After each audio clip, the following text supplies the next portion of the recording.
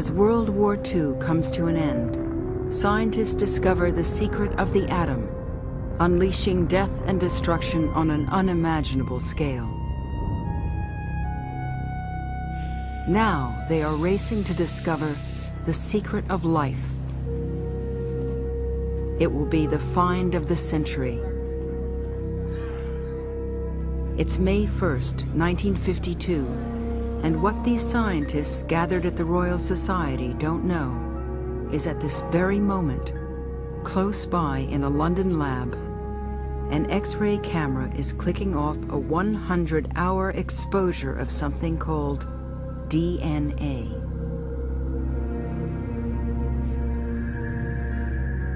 When developed, this photograph will reveal the structure of DNA and the key to understanding how the blueprint for all life on Earth is passed down from generation to generation.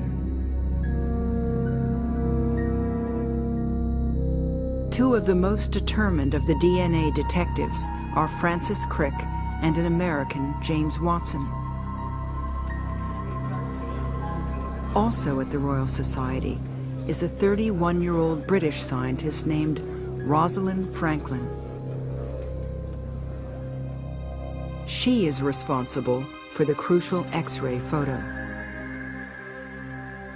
As Watson, Crick, and their colleague Maurice Wilkins strive to solve the puzzle of DNA, Franklin's work will pave the way. Without her knowledge, they will gain access to her findings and her remarkable X-ray image of DNA.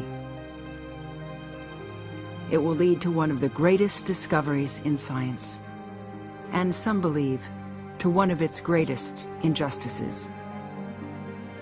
Up next on Nova, Rosalind Franklin and the secret of Photo 51.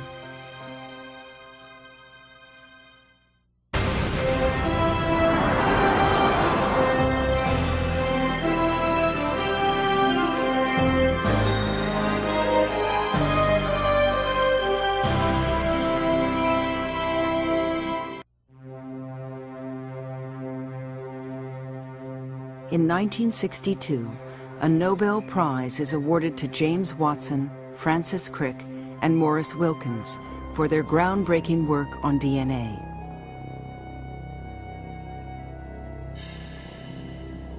It is one of the greatest achievements in the history of science, often described as the key to unlocking the secret of life.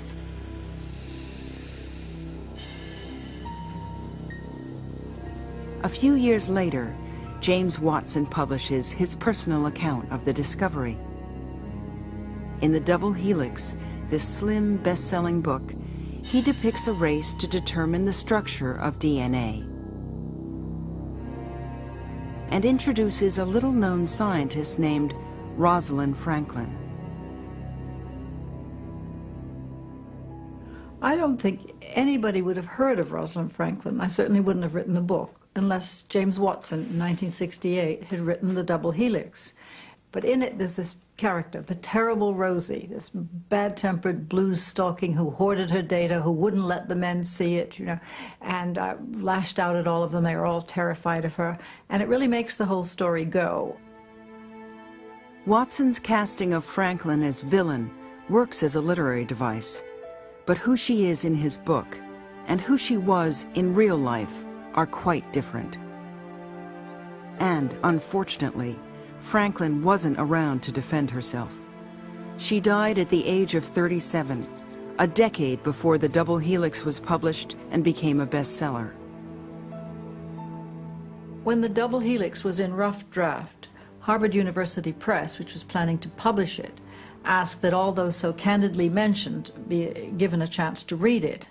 And they did, and Wilkins and Crick, above all, but not only, objected most strongly. As Francis Crick wrote to Watson, "Your book is misleading and in bad taste. It does not illuminate the process of scientific discovery. It distorts it." Maurice Wilkins complained that the book was unfair to almost everyone mentioned, except Professor Watson himself. And referring to Rosalind Franklin, he asked Watson, is there any mention in your book that she died? Oh, well, that was what the main thing in the objecting to the Jim's book was, his portrayal of Rosalind. There was all this silly natter about the wrong clothing or something. I thought this is pretty inane and not true. I mean, she was, to say the least, a very presentable person. Who was the real Rosalind Franklin? And what is her contribution to one of the greatest breakthroughs in science? Rosalind Franklin was born in London in 1920 into a family that achieved wealth through banking and publishing. They had a proud tradition of scholarship, philanthropy, and involvement in social causes. The Franklin family was one of a very select group of English Jews who came to England during the 18th century. They became very wealthy, a very close network, very English in their manner, more English than the English. From an early age, Rosalind stands out. She enjoys memory games, and an aunt writes, "Rosalind is alarmingly clever. She spends all her time doing arithmetic for pleasure, and invariably gets her sums right." Her parents send her to St. Paul's Girls' School, which, despite its name, had no church affiliation. What it did have was a strong tradition of preparing girls for a career. Sue Richley and Ann Piper attended St. Paul's and were Rosalind Franklin's lifelong friends. She was the best at science, she was the best at maths, and she was just one of the best in that year. The best, I would say, in that year. She played in the teams. Tennis, hockey, lacrosse, Yes. netball, cricket. She combined using her mind to play with having a certain natural ability. She always expected that if she undertook something, she would be running it. Yes. She would wish to be, expected to be like that. Yes. While Rosalind excels academically, the outside world is encroaching. The Nazis are on the march. As Jewish refugees flee the Nazi onslaught, the Franklins are active in finding safe haven in England for those who manage to escape. Rosalind is anxious to do something useful with her life. She finishes a year early at St. Paul's and wins a scholarship to study physics and chemistry at Cambridge University. In 1938, Rosalind arrives here at Newnham College, one of the women's colleges of Cambridge University. In her classes, she's introduced to the new subject of X-ray crystallography. This technique can reveal the hidden atomic structure of matter in its crystalline form. Atoms are too small to see under light microscopes, so crystallographers shoot invisible X-rays at them, which then bounce off or diffract onto a detector such as film. By applying math to the diffraction pattern, it's possible to calculate the three-dimensional form of even the most complex molecules. In her X-ray diffraction work, Rosalind joins the small band of the human race for whom tiny specks of matter are as real as billiard balls. In 1939, as Franklin steps into the world of science, Cambridge University appoints its first female professor, and Britain prepares for the German invasion. By the time she graduates, Franklin is determined to contribute to the war effort. Her father pressures her to carry on the family's charitable tradition. She replies that she would be of little use in anything but science. When he accuses her of making science her religion, she writes, "In my view, all that is necessary for faith is the belief that by doing our best, we shall succeed in our aims, the improvement of mankind."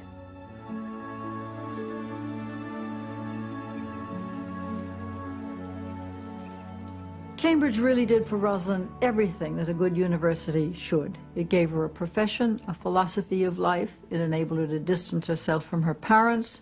She emerged a mature, socially and politically aware individual, and she was ready to become a working scientist. She joined the war effort doing research on coal. Her experiments led to a better gas mask, a valuable contribution to England under attack. She published 5 landmark papers, still cited today, and she was awarded her PhD. When the war was over, her experience earned her the job offer of her dreams, a research position in one of the best labs in Paris. One of her closest colleagues and friends at the laboratoire is Vittorio Luzzati, here in a restaurant that Rosalind enjoyed. She loved Paris. She loved life in Paris. That was quite clear. She was very happy here. She took a flat on a little street behind the Church of Saint-Sulpice in the 6th arrondissement. She wore the latest in Paris fashion, Dior's new look for the new woman. She shopped in the fresh air markets and took great pleasure cooking for her friends. She walked to work along the Seine, passing in the shadow of Notre Dame to the Laboratoire Central at 12 Quai Henri IV. It was here, in a collegial atmosphere, that Franklin perfected her techniques of X-ray diffraction. She had just a feeling for the work, for experimental work. She loved it. She loved being in the laboratory. And a lot of people who are very, very good scientists, and even very good experimental scientists, view that as drudgery that they have to get through to get an answer, whereas she actually loved the process of science.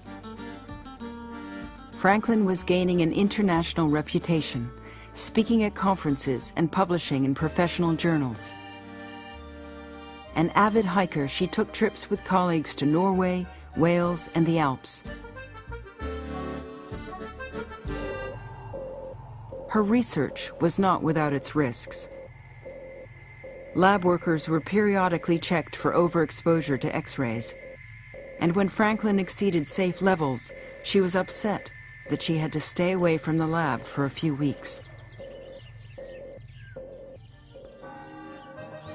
After 4 years in Paris, she faced a decision. Should she stay in France or return home to England? She asked the advice of Dorothy Hodgkin, a renowned crystallographer and one of only 10 women to win a Nobel Prize. And it was Dorothy's advice that it was time for her to make up her mind, and if she decided to have her scientific life in England, he should go back. And she left reluctantly. She was not very happy to leave Paris. I think that a decision she had to make, and it was to some extent a cruel one. Franklin is offered a position at King's College in London, a highly prestigious research center.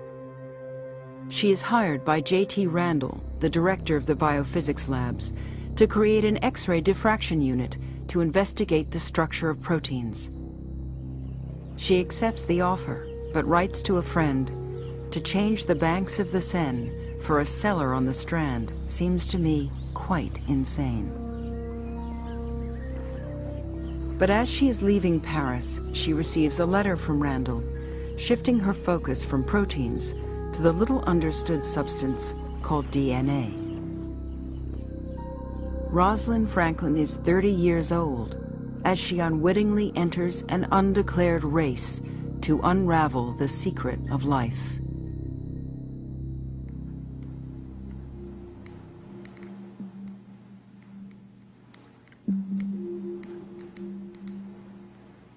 So this is DNA. It's really beautiful and amazing stuff. It's responsible for heredity. It's the genetic material. Some would argue that it's the blueprint for every cell in your body. But at the time when Rosalind Franklin started working on DNA, it wasn't at all clear what DNA really looked like or how it might work. In 1943, after a decade of work, Oswald Avery and his team at Rockefeller University transferred DNA from a disease-causing strain of bacteria into a harmless strain. The harmless strain turned virulent, strongly suggesting a link between DNA and heredity. Avery's experiments showed that the genetic characteristics of one organism could be transferred to another. And he showed that DNA was the vehicle of that transformation, that DNA was the genetic material. But that conclusion was by no means universally accepted. DNA was thought to consist of sugar and phosphates in long chains of some unknown shape. It also appeared to have just 4 other chemical ingredients called bases. But how could such a simple molecule be responsible for the diversity of all life on Earth?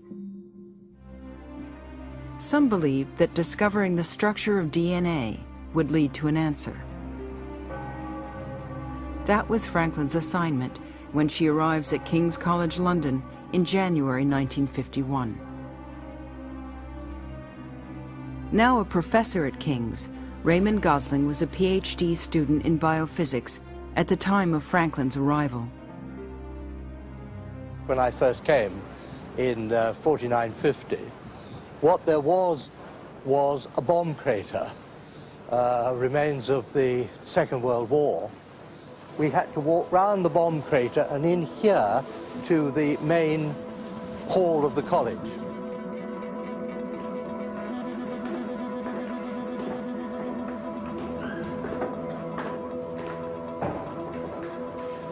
Now, our physics department was down that end of this corridor. Right at the end was a lab that Rosalind and I did the X-ray diffraction in. Yes, now this is quite close to what it was actually like. This is about the size of the room, and as you see, it's right in the basement. So that gives you a sort of taste to the bowels of the earth type environment in which the early work was done. Despite the war-ravaged facilities, King's College was the place to be for DNA research. Maurice Wilkins had his office just through these doors in those days. Maurice Wilkins, a physicist fresh from the Manhattan Project, took some of the first X-ray diffraction images of DNA here. He had to improvise at every step to cope with the lab's antiquated technology. Franklin quickly adjusted to the physical limitations of the lab, but not to the segregated boys' club culture of King's College. She was not happy in King's College. And all what she told us about it was almost incredible. I mean, the fact that they have a common room, a lunch place, which was forbidden to women. I mean, it sounded unheard. I mean, it was absurd to us. And it's not the kind of life we would like to have anywhere, to be forbidden a place because you are a dog or a woman or a Jew. To make matters worse, there was confusion over who was in charge, Franklin or Maurice Wilkins. At the time of her arrival, Wilkins was on holiday. While he was gone, his PhD student Raymond Gosling was put under Franklin's supervision. When Wilkins returned, he walked into a vastly improved lab, but it wasn't his anymore. He lost his lab and his PhD student, and Rosalind Franklin, whom he thought was going to be his assistant, turned out to be better trained and already working independently. When he checked in on her progress, he was rebuffed. She just said, go back to your microscopes, which bewildered me. What the hell is she on about?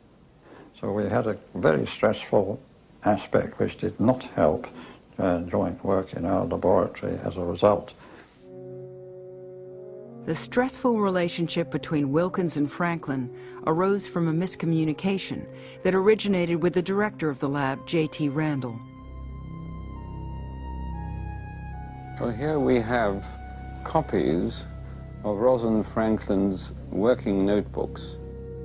Sir Aaron Klug, Nobel Prize winner and former president of the Royal Society, was Franklin's last collaborator. After her death, he studied her notebooks and letters, including the one from Randall.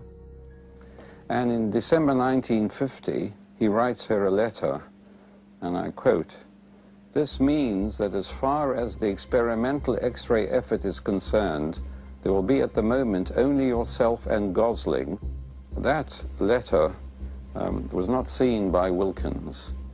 And that fact, and the fact that Wilkins was not present when Franklin arrived at King's College in January 1951, led to a great deal of dissension later on. She thought that she was an independent researcher, and Morris thought that she was his assistant. Right. And that was a misunderstanding. The responsibility of that misunderstanding lies in Randall's hands. Perhaps Morris Wilkins could live that kind of ambiguous situation more easily than Rosalind would. She didn't like those kind of unclear situations. The situation was inflamed by a basic personality clash. Franklin, articulate, passionate, and always up for a good debate, and Wilkins, soft-spoken, deliberate, and shy, just couldn't get along. She was a pretty tough person, single-minded, spoke what she believed, and could in fact be quite fierce. And if she'd been a man, it would have gone totally unremarked. Yet another barrier was social class, and a private life entirely separate from the lab. She had a very full social life. I mean, I know for a fact that one stage I think she was going out with the first violin of the London Philharmonic. Now, that is a cut above the beer-drinking chaps like us who were sitting in Finch's. And so to that extent, she had her own flat. She wasn't living in digs. She didn't suffer fools gladly. She was very intelligent, and she desperately wanted to get on with this work.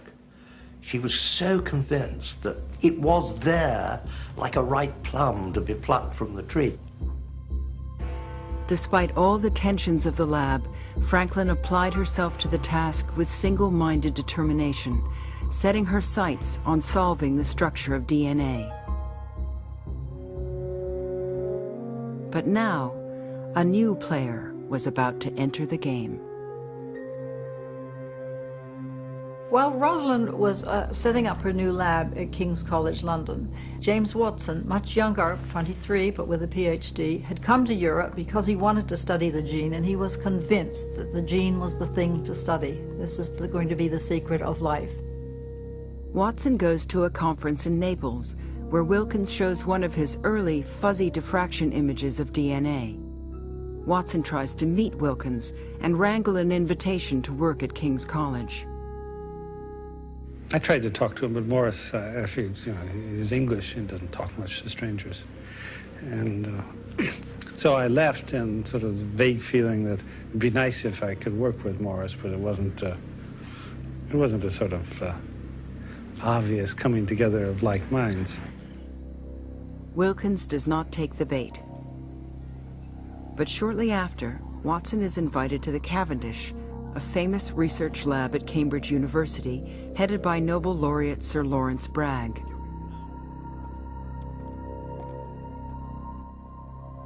There, Watson is assigned an office with another physicist turned crystallographer, Francis Crick, an old friend of Wilkins. Crick and Watson immediately click.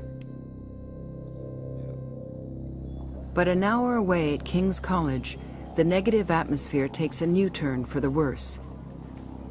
Rosalind Franklin is given the sarcastic nickname that Watson will later popularize in the double helix, Rosie.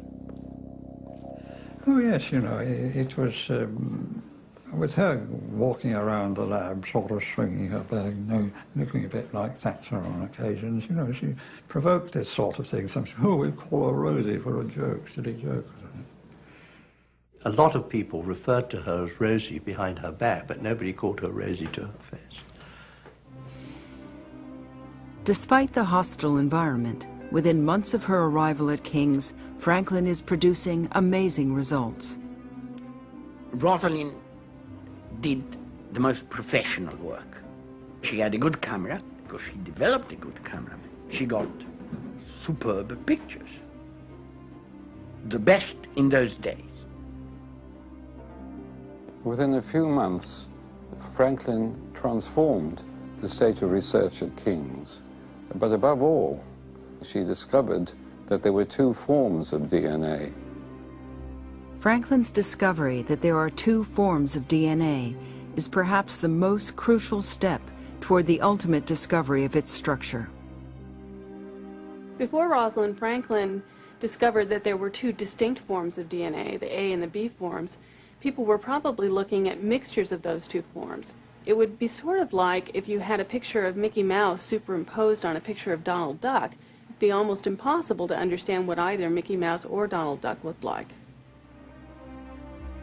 The A is a drier, more crystalline form of DNA and produces more detailed images. The B is wetter, and how DNA occurs in living cells. It produces a simpler image, but reveals a key clue to solving the structure of DNA. The X shape in the middle is the diffraction signature of a helix. The significance is not lost on Franklin. She notes it in scientific shorthand and, according to Klug, presents her discovery. In November 1951, Franklin gave a colloquium about her work and described the A and the B forms. She concentrated mostly on the A form, and the A form, she says, is likely to be helical, like the B. The B, there was unquestionably, in her view, was helical throughout. It was quite clear. But she was concentrating upon the A form because of the greater wealth of information you could get from it. That was her analytical approach. In the audience that day is James Watson, sent by Crick to gather intelligence on Franklin's labors. Crick and Watson are planning to use a different approach to solving the structure of DNA: model building. Within a week, Watson and Crick invite the scientists from King's College to see their model. So Rosalind just was terribly amused, and she never took prisoners anyway, so she was pretty sharp in her criticism of the model and explained in detail why it couldn't be correct, 1, 2, 3, and then we left. The model of DNA touted by Watson and Crick is an embarrassing failure. Well, as Watson himself said very frankly, he didn't really know enough crystallography to understand the meaning of their data. He missed that entirely, and he found himself really just preoccupied with her looks. Why was she so plain? Why didn't she wear lipstick? She might have been pretty if she'd taken off her glasses and done something interesting with her hair. Lawrence Bragg, the head of the Cavendish lab, is humiliated and forbids Watson and Crick to continue their model making.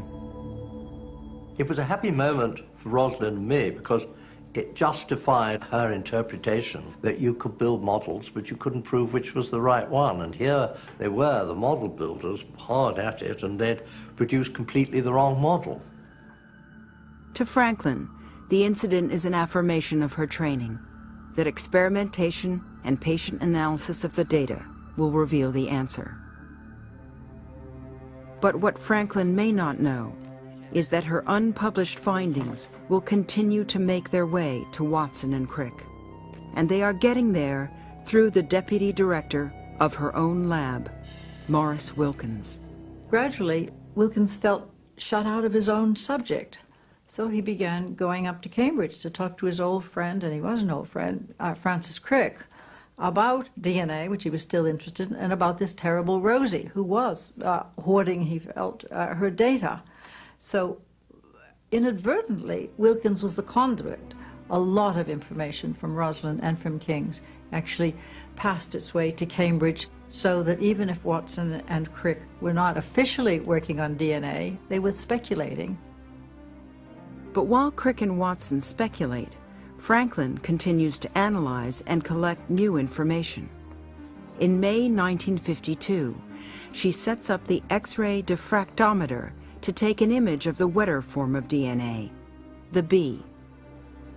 Today, X-ray diffraction technology, vastly improved, is still used to explore molecular structure.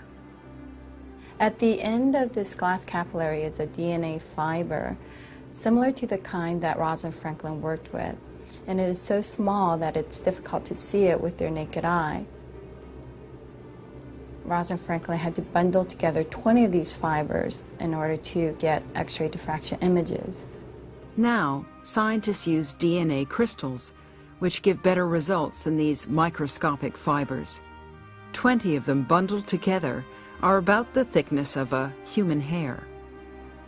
And with X-ray beams at least 300 times stronger today than in Franklin's time, it can take only seconds to expose an image that took Franklin 100 hours. Now, a computer interprets the image and swiftly calculates a 3D model. But in Franklin's time, analyzing diffraction patterns could require thousands of calculations done by hand, and interpreting a single image could take more than a year. So for Rosalind Franklin to go through the calculation, she had to have perseverance and motivation and a real drive and to do all of the calculations that was necessary by hand. In May 1952, Franklin's perseverance and exacting techniques pay off, producing the sharpest image yet of the B form of DNA. She labels it Photo 51 and puts it aside while she continues her work on the A form. But around this time, Franklin will acquire another nickname, the Dark Lady. She is so unhappy at King's, she arranges to leave.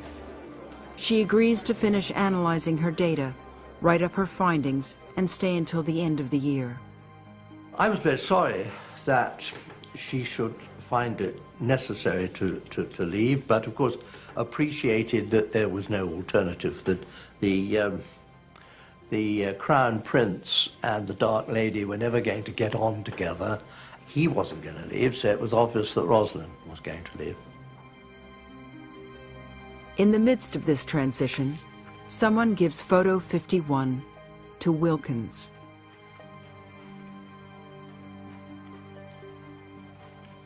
I cannot remember how he came by this beautiful picture. It may have been given to him by Rosalind, or it may have been me. Meanwhile, at the Cavendish, a new researcher moves into the lab with Watson and Crick. Peter Pauling, the son of the renowned guru of chemistry from Caltech, Linus Pauling. Only a year ago, Pauling had pioneered the same model-building technique adopted by Watson and Crick. With little experimental data, Pauling had come up with a structure for long stretches of proteins, a single-stranded helix. Now, Pauling sends his son a paper in which he proposes a structure for DNA. Of course, we were upset. And the question was, could he be right? And we knew that Linus didn't have a good X-ray program. So could he have thought it through without any of the King's data? The answer was no. Pauling makes some of the same mistakes that Watson and Crick had made on their first model. A three-stranded helix with the bases on the outside. But Pauling's mistake will be discovered as soon as he publishes. Watson knows that if Pauling gets access to Rosalind Franklin's data, he could quickly come up with a correct model. Now, the race begins in earnest. Watson estimates he and Crick have 6 weeks to solve the problem. Around the time Franklin gives her last presentation at King's College, Jim Watson shows up in her office. He tries to show her Pauling's paper, perhaps to convince her that Pauling will beat them to solve the structure of DNA if she doesn't pool her data with him and Crick. And according to Watson's account, he implies that she is incompetent in interpreting X-ray pictures. And as he tells us in the double helix, she began to advance toward me. And he said, fearing that in her hot anger she might strike me, I retreated, which is actually absurd. She was almost half his size. Watson then reports that he runs into Morris Wilkins. Wilkins shows Watson photo 51. And when he saw this suddenly, well, I was surprised when I said, whoa, like this, you see. Thought, oh, well, must have been done the last couple of days or something. But it occurred to me it had been lying there for 7 months. My mouth fell open and my pulse began to race, Watson says in the double helix.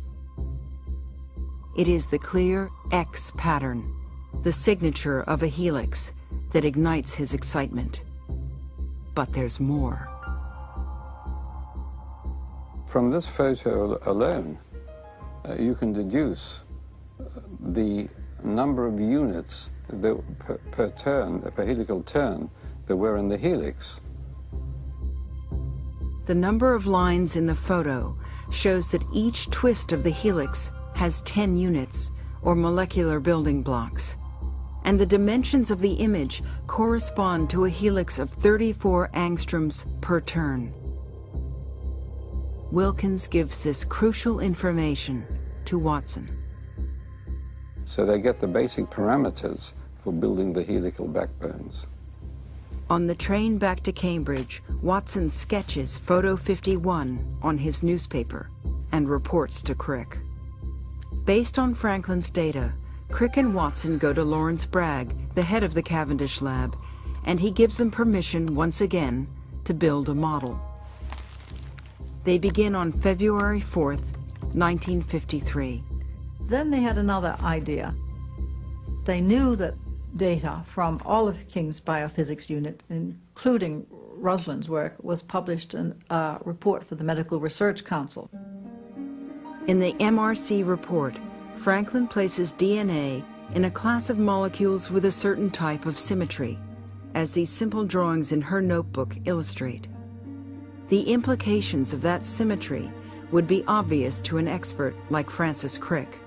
The MRC report contains Franklin's data, the symmetry of the A-form, all the crystal parameters, but above all the symmetry.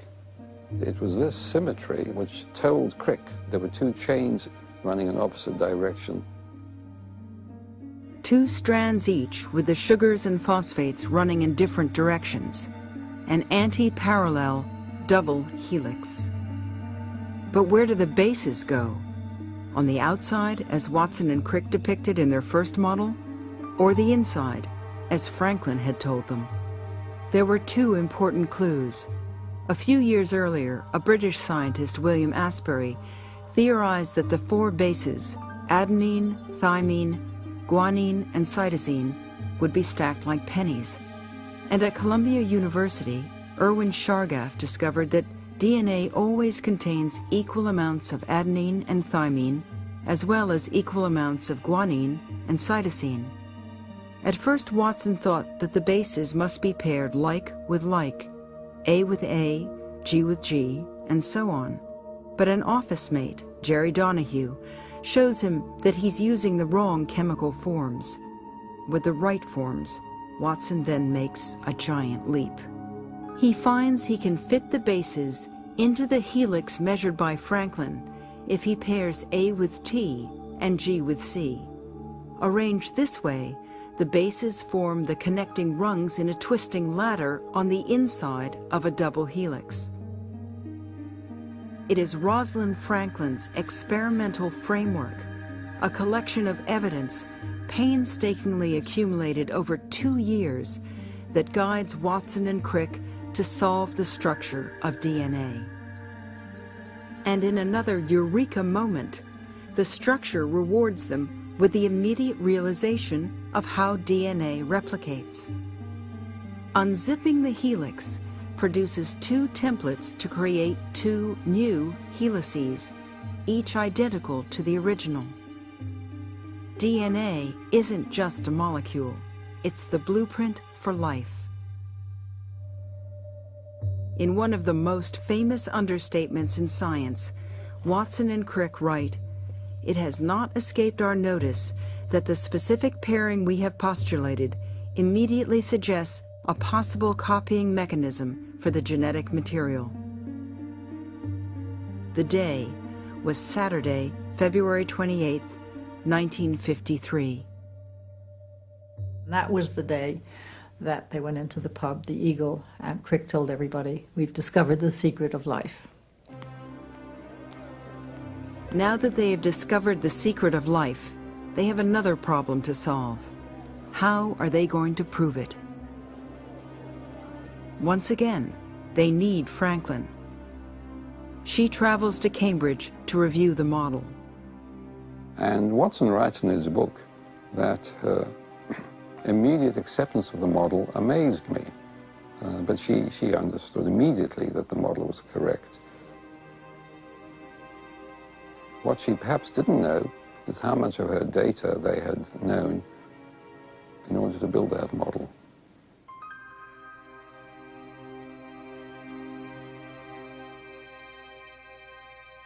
Rosalind's part in the great discovery was obscured by a series of maneuvers made behind her back. The thing is that Watson and Crick wanted to publish quickly to get ahead of Linus Pauling in California, but they were held back by the embarrassing fact that all the experimental work that had led to their great leaps of the imagination had been done at a rival institution at King's, and Rosalind's data hadn't been published. According to Brenda Maddox, Bragg of the Cavendish and Randall of King's approached the editors of Nature to engineer a solution. They agreed to publish 3 articles within a single issue. Watson and Crick's article first, Wilkins and his collaborator next, and last is Franklin and Gosling's article.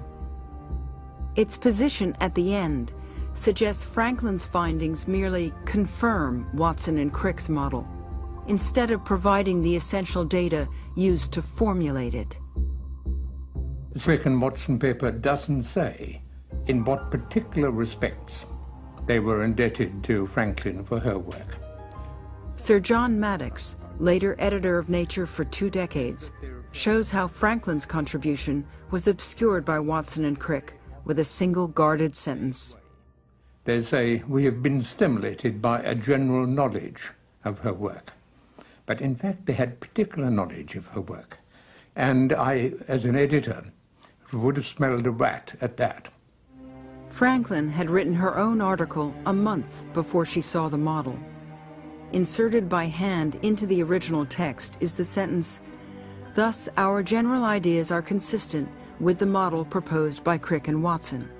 Indeed, her ideas were consistent with their model because they largely based their model on her ideas. What did Watson and Crick have without Rosalind Franklin's data? And the answer is almost nothing. They were poised to figure it out. Their work was brilliant, but they couldn't do it without Rosalind Franklin's data.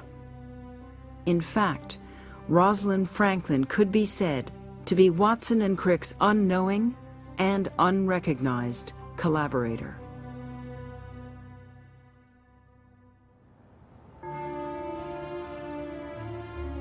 By the time the articles appeared in Nature on April 25, 1953, Franklin had taken her new position at Birkbeck College in London.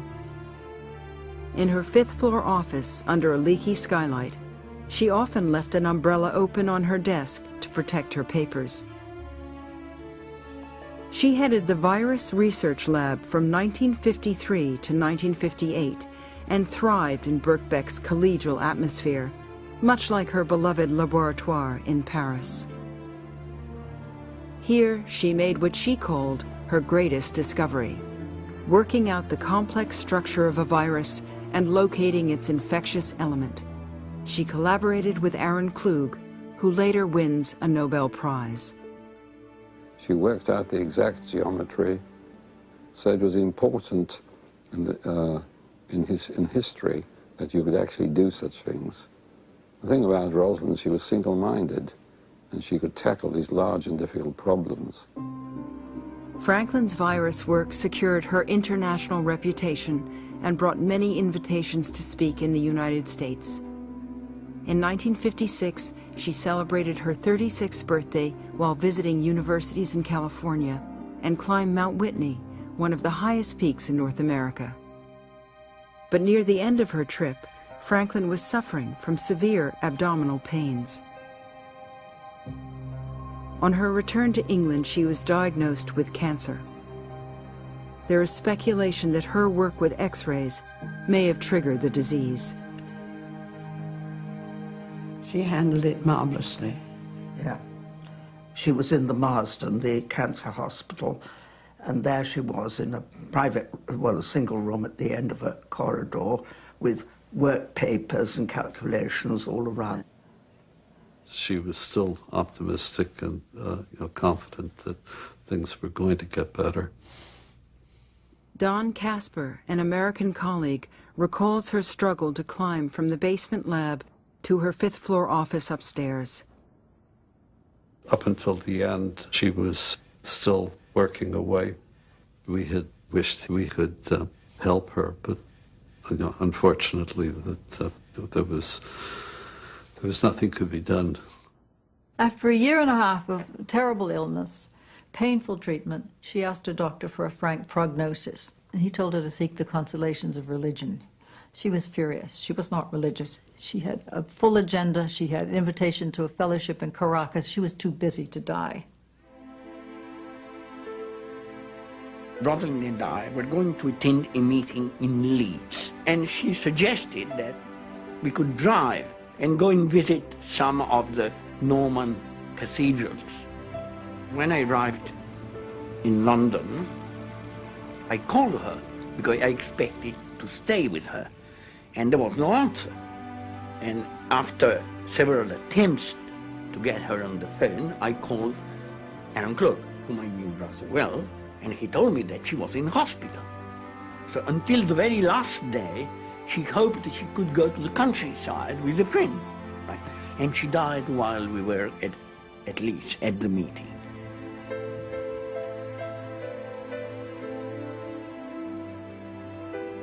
Her epitaph reads, "Scientist. Her research and discoveries on viruses remain of lasting benefit to mankind." She died April 16, 1958. That same day, the London Times carried an article acclaiming her virus model, which was unveiled at the Brussels World Fair. Her obituary in the New York Times called her one of a select band of pioneers unraveling virus diseases and genetics. She went to the grave, never knowing how much Watson and Crick had relied on her work to make their great discovery. Or if she knew, she didn't care.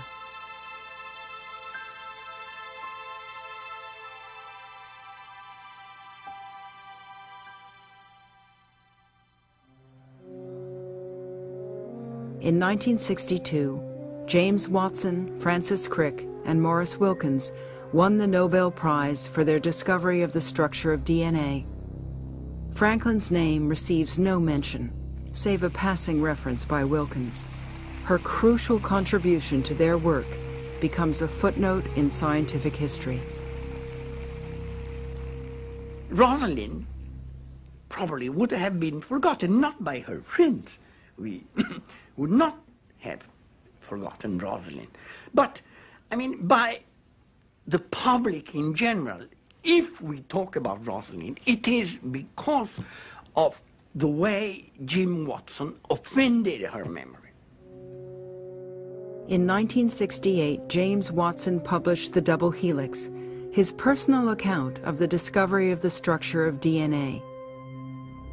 In his book, Watson casts Franklin as uncooperative, unattractive, and incompetent in interpreting X-ray pictures. And yet Watson admits he needs her findings. He even boasts of using her work without her knowledge or permission, saying, "Rosie, of course, did not directly give us her data.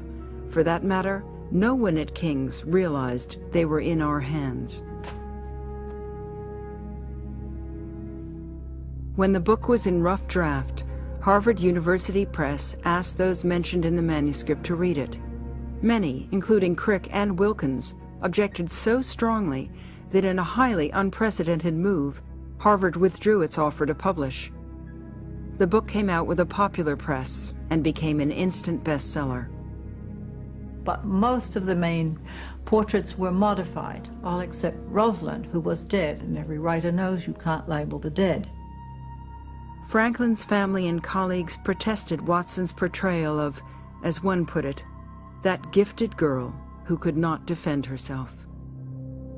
So Watson obliged, and he wrote a pious epilogue saying as a young man he had not appreciated the difficulties that women had in being accepted and making their way in science. And the epilogue is there, but it does nothing to alter, soften the character of this terrible Rosie. Watson declined Nova's request for an interview.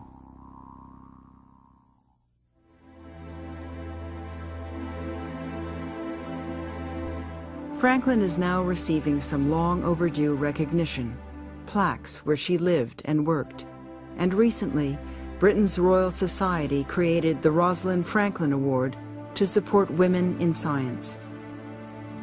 When Sir Aaron Klug won his Nobel Prize, in part for the work he started with Franklin, he, unlike the DNA trio, honored her contribution.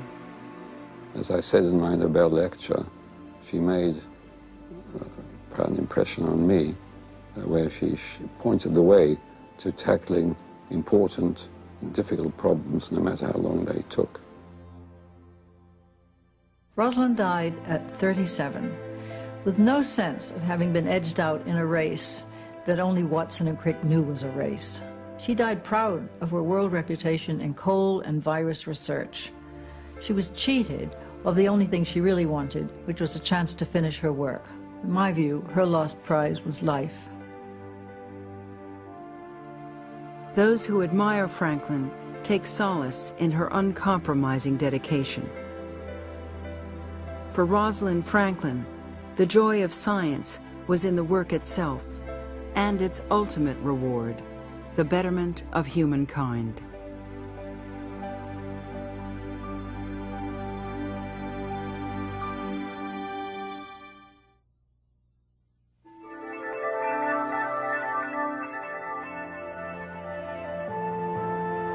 On NOVA's website, find out why Rosalind Franklin's Photo 51 holds so many clues to the structure of DNA at pbs.org or America Online keyword PBS.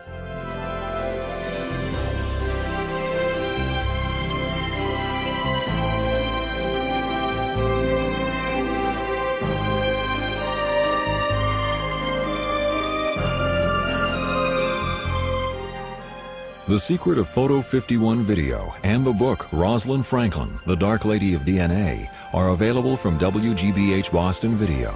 To place an order, please call 1-800-255-9424.